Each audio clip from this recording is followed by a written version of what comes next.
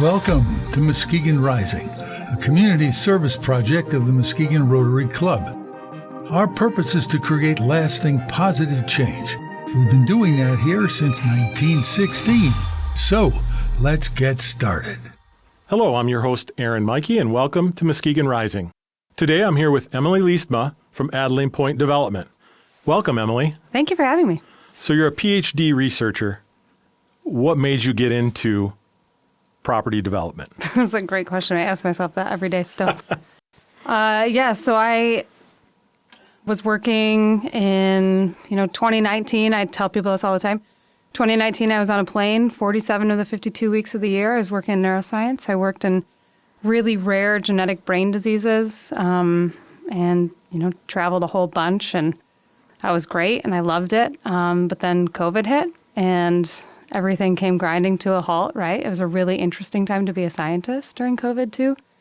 And we essentially spent all of our time as scientists doing other things. And so when it came time to go back to work after, we'll say working from home for a while and homeschooling kids and all of that, I started to think, what else could I do? I thought about going into science more locally.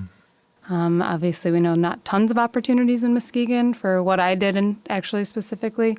Didn't really have any interest in commuting back and forth to Grand Rapids every day if I didn't have to.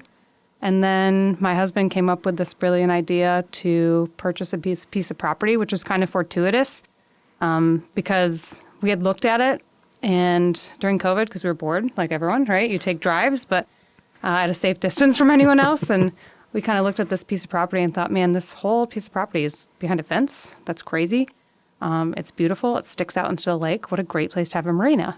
But we thought, man, Muskegon, maybe not ready for a development of that size. It's 30 to 35 acres. It's big, whatever. And then just a couple weeks later, someone asked us, hey, are you interested in buying a piece of property in Muskegon? And it was that piece of property, so we thought it was kind of a sign. And so we did it. And when I looked at Ryan, Ryan said there needs to be some, cool stuff that needs to go on this piece of property. I agreed.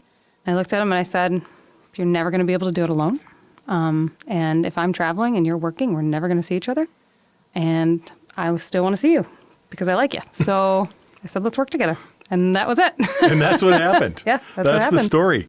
So would you ever thought that you're one of the 200 most influential people in West Michigan? No, it's weird. I still don't think of myself that way. I can think of at least 200 people that are way more influential than I am. But, 200 people that have influenced me and my career trajectory that I would put in front of me. But it is an important piece of work that I feel like we're doing here. And so I'm glad that the work is getting the recognition that it deserves. And, I also said, I was just checking my LinkedIn this morning, which I've gotten better at. So if you sent me a request, I'm getting there. I was really bad before, scientists are notoriously bad at things like social things. So anyway, I'm getting better. I looked this morning and I thought, man, this is really funny because I used to have students, PhD students, postdocs, people looking me up for my science. And just this morning I looked and I thought, I have more students and postdocs looking at my business work and the work that we're doing in mass timber than I do in neuroscience anymore. So it's pretty funny that this is all flipped. That's really awesome. So Adelaide Point is one of the largest developments, could be the largest. I didn't do a lot of research, but $250 million, really changing the landscape of Muskegon Lake. What drew, outside of being asked and thinking you're going to buy that, what drew you to do this in Muskegon? We live here. And, that's probably the first thing is that I thought, I want to do something impactful in this town. And I always thought it was going to be doing something in education. Maybe it still will someday. I'd love to work myself out of a job doing what I'm doing now. But when this opportunity came along, we really saw what development could be in Muskegon. Because we live here, there are certain things that I think are important. And I've done a lot of listening over the past few years because we've only been here for, Ryan's been coming up here for 35 years now. But I'm a transplant. When we got married, I moved up here full time.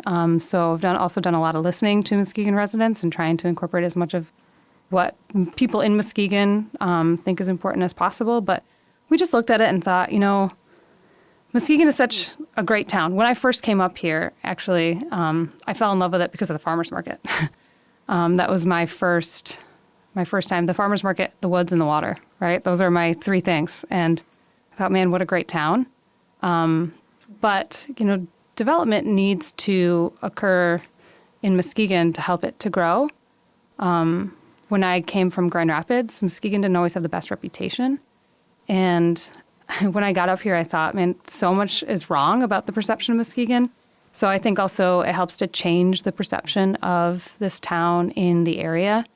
And so all of those things, we thought were important. It's important for Muskegon to grow. It's important to change the perception and, not to become the rest of West Michigan, because I understand and love that Muskegon is distinctly different from the rest of West Michigan, but to do something distinctly different to help Muskegon grow is really what we wanted to do.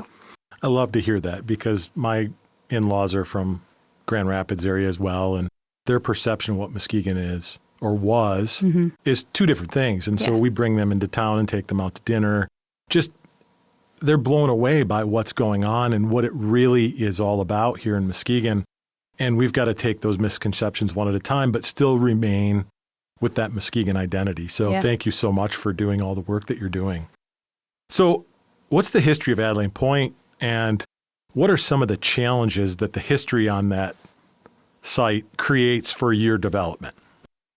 It was used for prosperity for many generations, which is kind of cool that we're, bringing it into a new generation of prosperity. It started out as a lumber crib for, a lot of our timber from this West Michigan area actually went to Chicago to help rebuild Chicago after the fire. And that was a real wave of prosperity for Muskegon a long, long time ago. And actually we were able to recover, not we, but we were able to purchase some recovered logs from near our site that were, from that era, which is really cool. We're using that for all the furniture for Muskegon Brewing Company, which I'll get into later. But anyway, that was really the first era of prosperity in Muskegon and on our site specifically. And then, of course, that went away. And then came industry, right? And on that site was built a foundry, a steel foundry. Actually, one of the buildings was also used to make scatter bombs for the Vietnam War. So there was a lot of metal and things like that were found around there. But then, after that industry left, it was mostly vacant, not completely, but those buildings were mostly vacant for a long, long time. In fact, when we went up to the office for the first time, the office that was on site after purchasing it, there were still papers on desks from 20, 25 years ago. You pick them up and you can see the desk has been sun bleached and, the paper's been there for so long. So that building those buildings really sat vacant for a long time. And so the first challenge was just cleaning up the site, right? And cleaning up the buildings. So in order to stabilize the property, we had to increase commerce on that site because that property had been mostly vacant. So we used it just as a storage facility. Still doing that now, right? Storing boats. So we stabilized that business and grew it. But in order to do that, we needed to clean out those buildings. And that was a big undertaking. 2021 was a big cleanup year. Inside the buildings and out. Outside the buildings, there was, of course, a fence along the entire property. The first thing we did was tore that fence down, but then now it's unsafe for people because there was so much slag and things like that that were inside the property, overgrown with weeds and things like that. So 2021 was also about cleaning up the actual property that was outside of the buildings as well. Again, a huge undertaking, right? We cleaned up the peninsulas. There was all sorts of stuff we found on those peninsulas. None of it good. And that was basically all of 2021. And then came analyzing the, environmental challenges, aside from just the gross cleanup of cleaning up, metal, debris, all the everything else that we found on. in there. Luckily, nothing too bad. But Anyway, after cleaning all that up, we had to then test soils, things like that, and make sure the site was actually safe for development. That's something that, as a scientist, I take very seriously. And that was a big risk that we undertook when we took the site over, was we didn't know how contaminated the site was, right? And so we had well over 300 soil borings that were done across the site to ensure the safety of the site. And luckily for us, the steel foundry used sand to make all of their steel, right? And the sand was clean. So it was contaminated, with a lot of slag and stuff, but the sand itself underneath was actually quite clean. So the site is really rare in that sense. And the fact that the sand was clean, inside the central basin was clean. It was just a matter of cleaning up a lot of the gross debris and slag that had accumulated on the site over years and years and years and years. Oh, that's amazing. Very fortunate. Yeah. So on to the future. Your mass timber you're using to build these new townhomes, condominiums. Talk to us about what mass timber is. How did you come up with the design? And it's really cool. So just kind of tell us what it's all about. Yeah, for sure. So the first thing that attracted us to mass timber was the fact that it's a net carbon negative building material. So that means that it actually is able to reduce carbon more than it emits, right? So the construction that is. So that was really cool. And then through the process of kind of seeing that as a building material. But at the time, there had only been one building that was built that was using mass timber, and it was a really small building in the Upper Peninsula or near the Upper Peninsula. And then the other building was in development, and that was the Michigan State. Their STEM facility is now a mass timber building. And two things that happened were really fortuitous. So we didn't know a lot about mass timber except for the fact that it was cool. It was also beautiful. Right, it's a beautiful material. It's natural timber fibers, so everything's all the wood is exposed, and it's just cool to see that very Scandinavian design. Mm-hmm. So we thought it'd be very cool to make condos out of that. But Ryan and I didn't know anything about it, right? So two fortuitous things happened. One, when we started researching it, we realized that the largest mass timber building in the world was being built just a ferry ride away in Milwaukee. And that was very cool because we set up a cold email, basically, to the architect, thinking he's probably way too busy to respond to us, just asking some questions. And long story short, by the end of a couple meetings, he had signed on to our project, which is very cool. The second fortuitous thing that happened was that we were researching mass timber in Michigan, didn't really know if anything was happening in Michigan. Found out that there was someone that was setting up, that had been hired by Michigan State to set up something called mass timber at MSU to really bring together contractors, engineers, architects to help promote mass timber use in Michigan. And that person's name is Sandra Lupian. She's really great. And the day that we found her was the day after she started the position.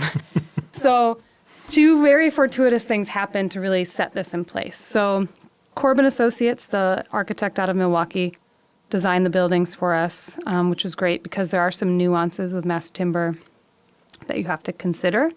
You can't just, build it like a regular building and be okay, right? There's also code updating that needs to happen in Michigan. Right now, it actually still hasn't been adopted. We're working on that right now to get mass timber to become an easy building material in Michigan. All of that. So Corb helped us navigate all of that.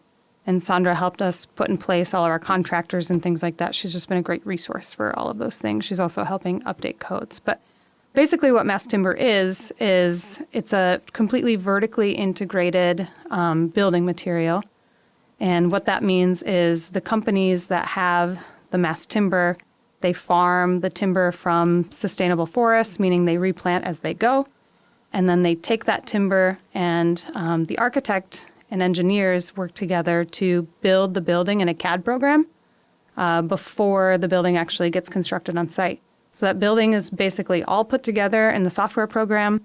And then these mass timber companies are able to cut holes and basically CNC this, all of these different pieces together on site, which greatly reduces the amount of waste, right? So instead of plumbers coming in and drilling holes, and then electricians coming in and drilling holes. We have that all pre-planned, and all of those holes are drilled before they get on site.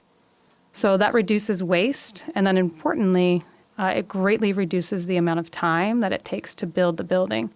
So now instead of having cranes running and around and trucks and things like that for a year, you cut it down to 4 months, maybe 5 months. Wow. It reduces time, it reduces waste, and then, of course, they replant as they go. That's absolutely amazing. The other thing I love about your development is you and Ryan have committed to public access on the site. And you brought up the history of Muskegon with lumber and factories, and there has been extremely limited access to the public to Muskegon Lake for centuries, right? So what does that look like and how will it work? And of course, thank you for that dedication to public access. It's more complicated than we originally thought, we'll say. But we found it to be really important. And so we haven't gone, reduced our commitment at all. We've just figured out ways to do it. But it hasn't been an easy road to get public access. And there's a reason why private developers typically don't do it, which we learned later. It's also a reason why there hasn't been a marina permitted in 30 years in Michigan, which we learned, because it's difficult. It's difficult because the two peninsulas that we have currently on our site are, they were both private. They were owned by the previous owner that we purchased it from. People had been going out onto that site for years because those peninsulas were open while the rest of the property was fenced off. But of course, we purchased those, right? So we wanted to make sure that access, we could make officially public and dedicate to the public. So we're doing that by increasing. Right now, there's, it was before, when we purchased it, it was overgrown. There was a great restoration project that was done to restore the wetlands and things like that on those peninsulas before, but it unfortunately got destroyed by high water, like in 2013.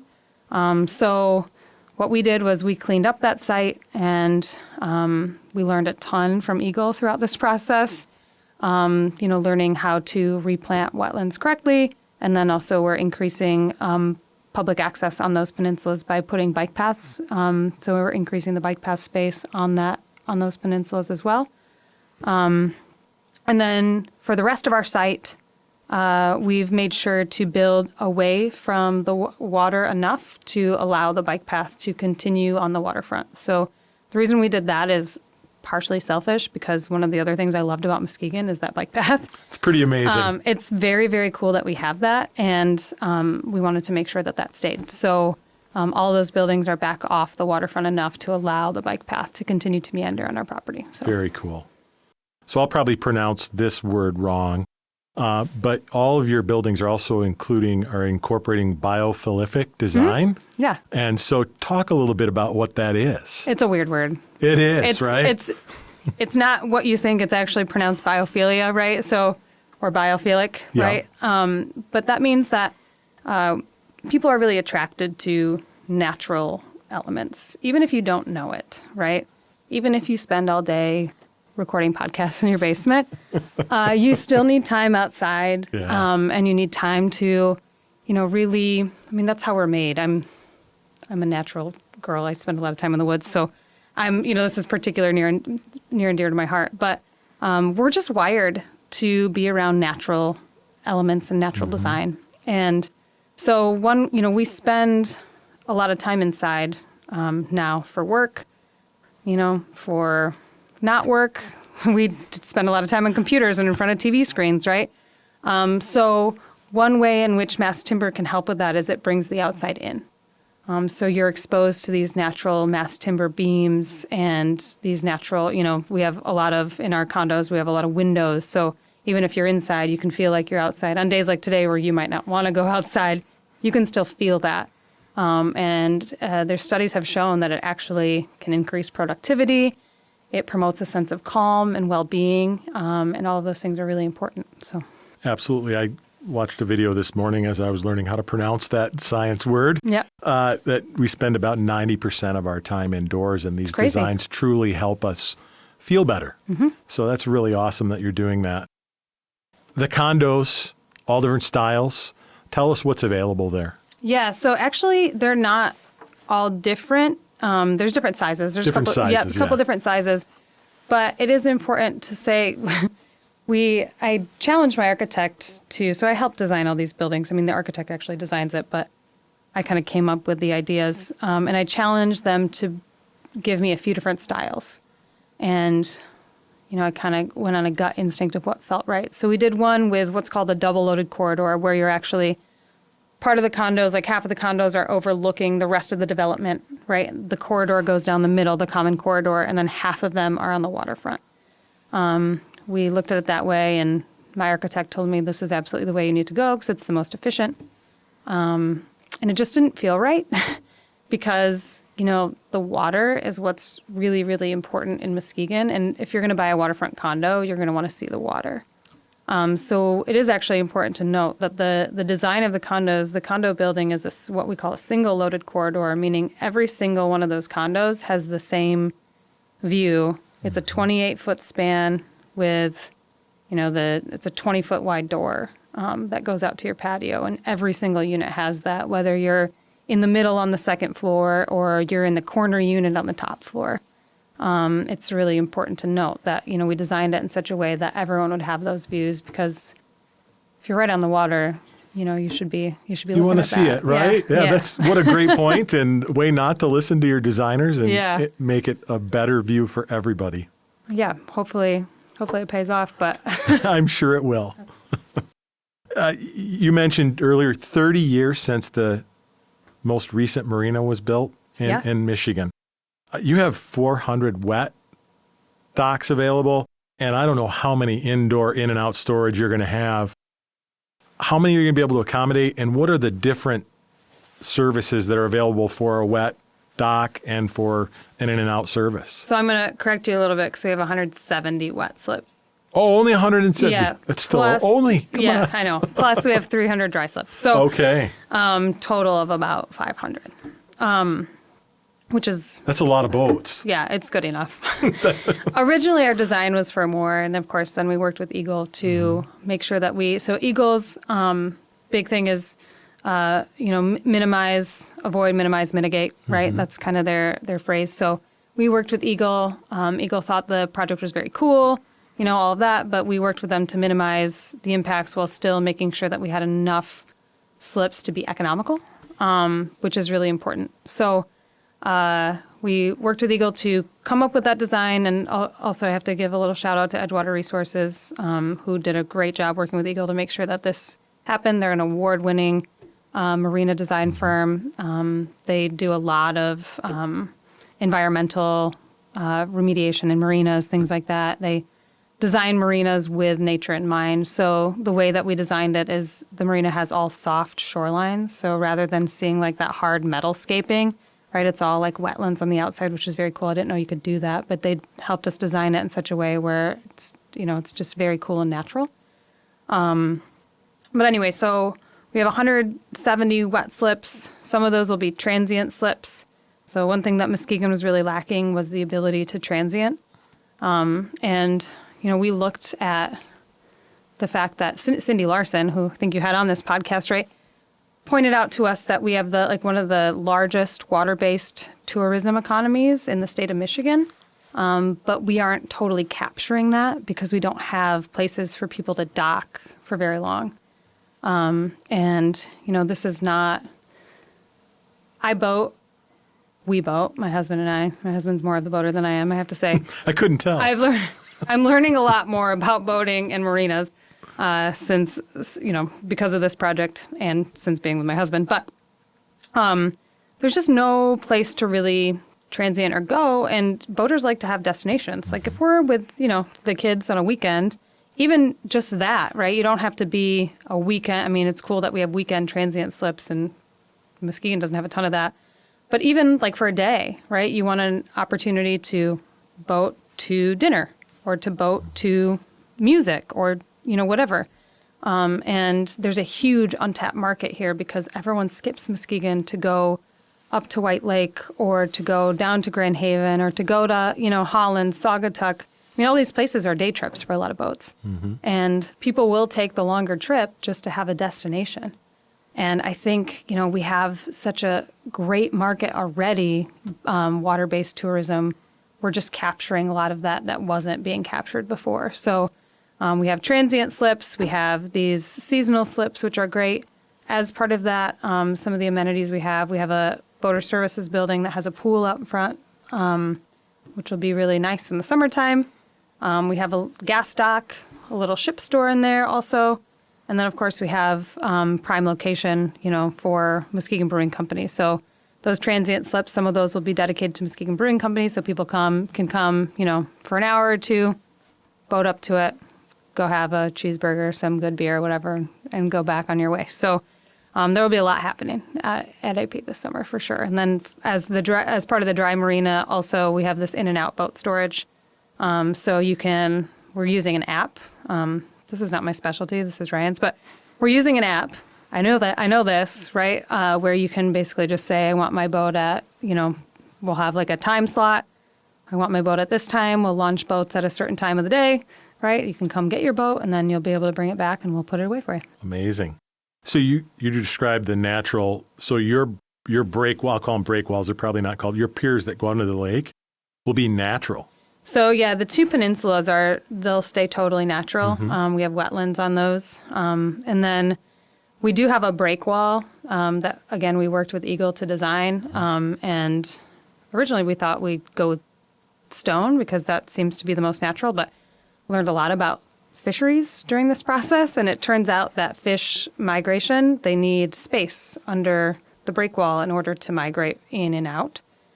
So that is actually made of sheet pile now, and there's a nice space for the fishies to swim underneath and make sure that that fish migration still happens. So we do have that breakwall.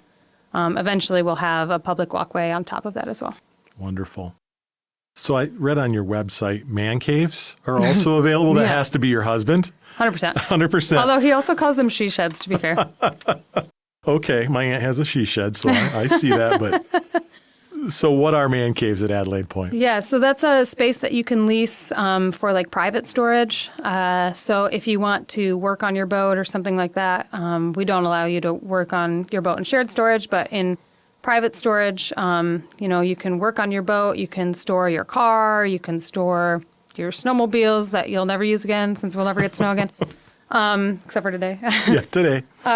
You can store whatever you want. I think some people are doing build outs of their space to include like a little bathroom, or there's hookups for water, so you can have a little bar back there, whatever you like. I think someone's making a game room out of theirs. I mean, it's pretty much your space to kind of do whatever what you want do. Within reason. Right. Awesome. So Muskegon has just an exploding food scene. Yeah. Amazing restaurants. People boat here, and you're going to help them with day slips. What restaurants are you planning on Adelaide Point's development? So because I didn't have enough to do, I'm also starting a restaurant at AP called Muskegon Brewing Company. And Muskegon Brewing Company was Coles Foods, actually, was where Muskegon Brewing Company was. In fact, there are remnants of Muskegon Brewing Company still in Coles, which was very cool, back in the 1800s. So, I mean, we're talking years and years, right? Century ago, 2 centuries ago. And I thought that was a really cool piece of history. But I had, I wanted to bring it back, but I had zero desire to brew beer. As a scientist, maybe I should, because it is very scientific, but I just didn't. We have really great brewers here in Pigeon Hill, right? I drink a lot of their beer, so I know. And so I actually started conversation with Pigeon Hill to see if they would brew new recipes under the Muskegon Brewing Company label for us. We would take care of the food, have all the Muskegon Brewing Company beer on tap. And that way we could pay homage to that name and that history while still not having to worry about being a big brewery. And so that's the partnership that we have. I'm really, really excited about it. We'll still be a full-service bar, but to have, Muskegon Brewing Company beer, I can't say brought back because the original recipes we can't replicate, but to have some of that history brought back to Muskegon will be really, really fun. I've actually had, since we launched this partnership and we announced it, I've had several people reach out to give little relics of, say their aunt their brother, their grandpa had in their basement of, old Muskegon Brewing Company bottles or signs or whatever. And I'm just so grateful for that. So if you're one of the people and you're listening, thank you again. And that really, to me, is meaningful, for the history, but it's also meaningful because on the hospitality side of things, particularly the restaurant, I really want it to be community-centric. We're partnering with Pigeon Hill. I would like to do collaborations with some other restaurants and some other people in the area because that restaurant would be nothing without the community. And Muskegon Brewing Company back in the day was a real hub for people to go. It was more than just a restaurant or a brewery. It was like an inn. It was a stopover for people. And I want that to really translate to what we're doing here, where, it's more than just going out to a restaurant. It's a real hospitality experience and a real community experience. And so that's what we're trying to accomplish there. Absolutely amazing. And of course, in true Muskegon spirit, partnerships are going to make things just thrive out there. So marina, condos, man caves, lake access, restaurants. What else is it? What else is there? We do have future phases in mind. Ryan likes to put the cart before the horse sometimes. Don't tell him I said that if he's not listening. We do potentially have a hotel in mind someday for some of the space. I think it would be really great to have an amenities-based hotel in Muskegon right on the waterfront. How cool would that be? Also mass timber, so, design that's just very modern, clean, and has a lot of natural elements. But that's in the future, after I take a vacation after this season. So that's a potential future development. I'm also looking at, one thing that I'm really thinking about for the future is in Muskegon, we have growth that's happening, which is really exciting, and I'm just excited to be like a small part of that.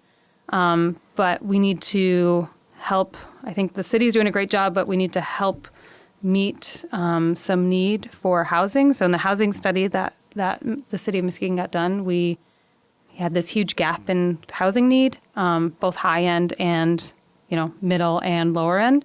So it's great that we're meeting some of the higher end housing, but where my passion really lies is in, some of this missing middle housing, particularly because I'm a hospitality company, right? And so I have empathy for the fact that my employees need places to live.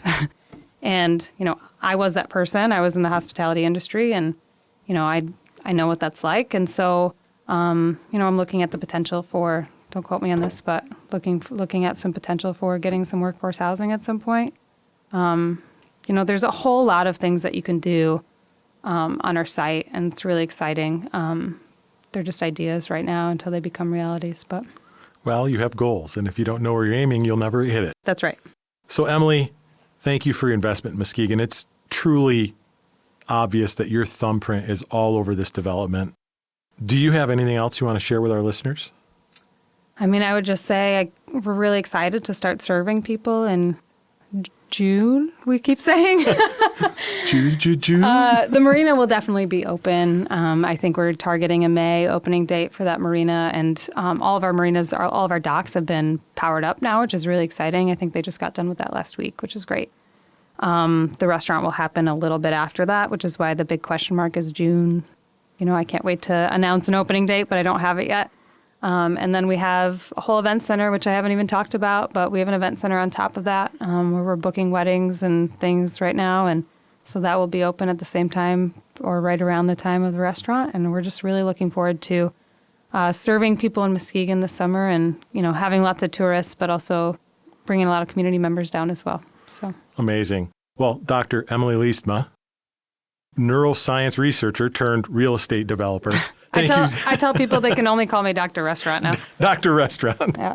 Well, thank you so much for being here today. I'm sure our listeners are going to love your comments on your investment in Muskegon.